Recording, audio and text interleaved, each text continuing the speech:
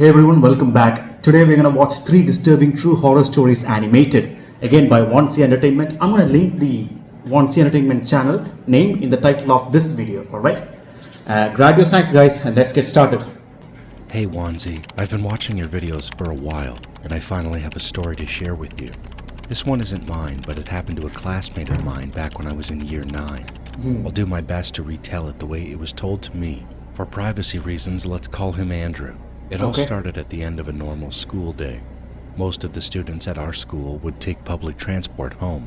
Buses, trams, trains. Yeah, it looks like a good school, you know. Andrew was Asian, normal school? tall, pretty built, and very popular. After school, he'd usually hang out with friends or go on dates. But on this day, he decided to head home with his younger brother, who was in year 7. We'll call his brother Ben. When they got on the bus, Andrew sat near the back, and Ben went all the way to the last row to sit with his friends. Everything seemed normal until the bus made another stop. That's when he got on. A large boy, maybe 16 or 17. Large boy? He looks like an old man. Stepped onto the bus. He had a long scar running down the side of his face. Right, he looks and he evil, wasn't man. wearing a school uniform, which meant he didn't go to our school. Yeah. As he stepped on, he was muttering to himself, pacing the aisle slowly like he couldn't decide where to sit. He's not right in the Andrew mind. didn't think much of it. He just kept looking down at his phone. The boy walked down the aisle of the bus and sat next to Andrew, and without warning, swung a fist right at Andrew's head. The punch connected. Bro, he's Andrew already... was caught off guard, but snapped out of it, furious and ready to fight back. But before he could do anything, the boy just turned around and stormed toward the back of the bus, So this where is... Ben and his friends were sitting. I should probably mention, Ben was short, quiet, and definitely not someone who could defend himself in a fight. The boy tried to hit Ben, but just before he could land a punch, an elderly woman sitting near the front of the bus shouted at him, demanding he stop. He turned, furious, and punched the woman in the face. Dude, he's At not this in point, a good the right bus was in mind, total man. chaos. Andrew was frozen, trying to make sense of what was Bro, happening. if everyone just This guy jump had to be on mentally this guy, unstable. he'll be done. That was the only explanation. But it wasn't over. Stop the boy bus, made his bro. way toward He's the still bus driving. driver, Look at that. fists clenched, and tried to hit him while he was driving. That nearly caused a full-on crash. Yeah. Thankfully, at the next stop, 2 security guards, who Good had job. been contacted by the driver during all the commotion, were already waiting. They stepped onto the bus and blocked the aisle, trying to calm the boy down. It turned out to be a big mistake. The moment he saw them, the boy snapped again, swinging Dude, wildly just at both guards. Get everyone on the bus to Full-on jump brawl him, man. broke out right Look there at, in look the at aisle. that. The guards managed to wrestle him to the Yeah. floor and held him down while the rest of the passengers, including Andrew, Ben, Man. and the driver, Help the evacuated guy, the bro. bus.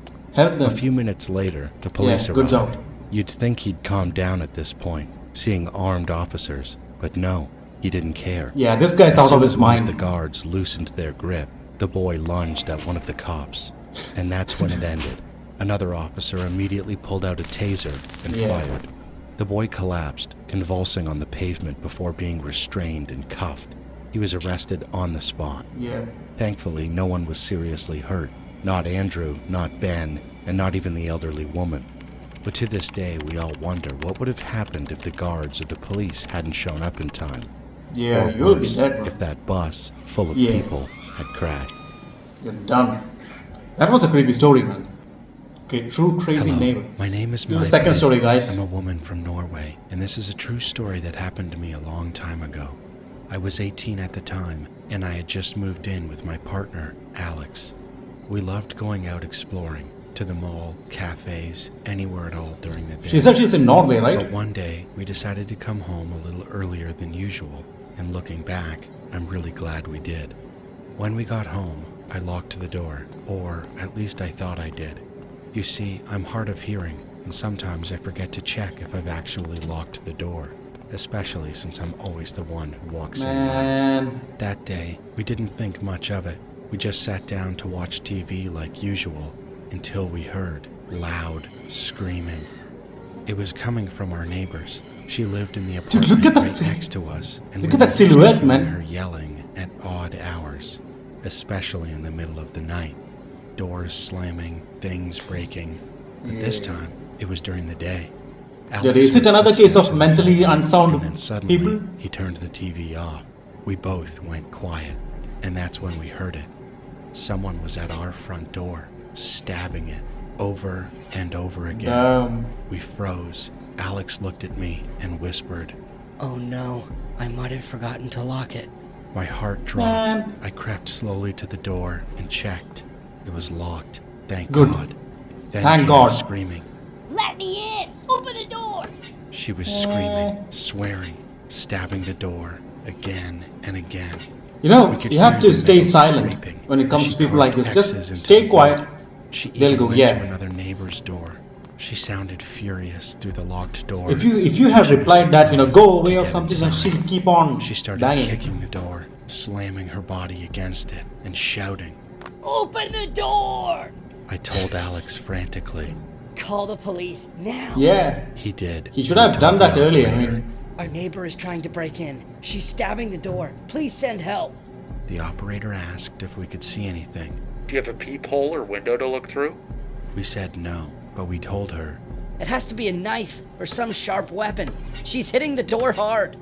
I started crying while Alex stayed on the line. We waited and waited.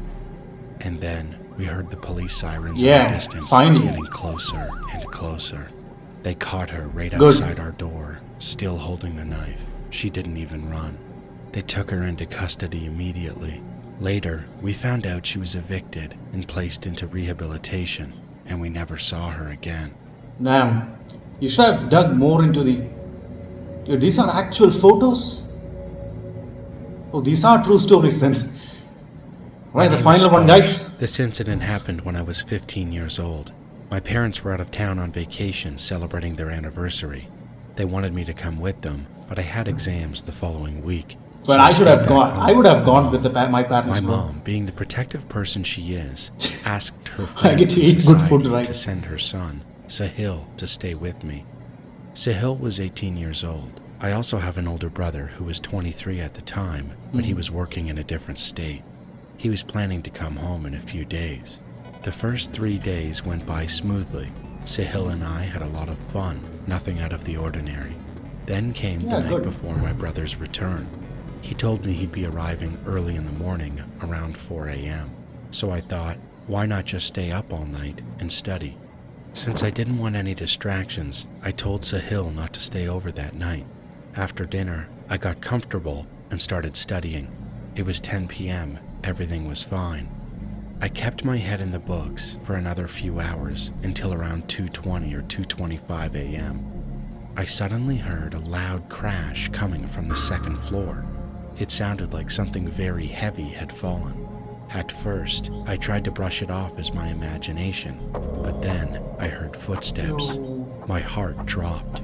I froze for a moment, trying to process what I'd just heard. Now, the second floor of my Damn. house isn't connected to the first floor. There's no Oh, it's a interior completely different. You see the staircase. staircase, right? That It's a meant completely different. Whoever or whatever was up there didn't Yeah. come from inside.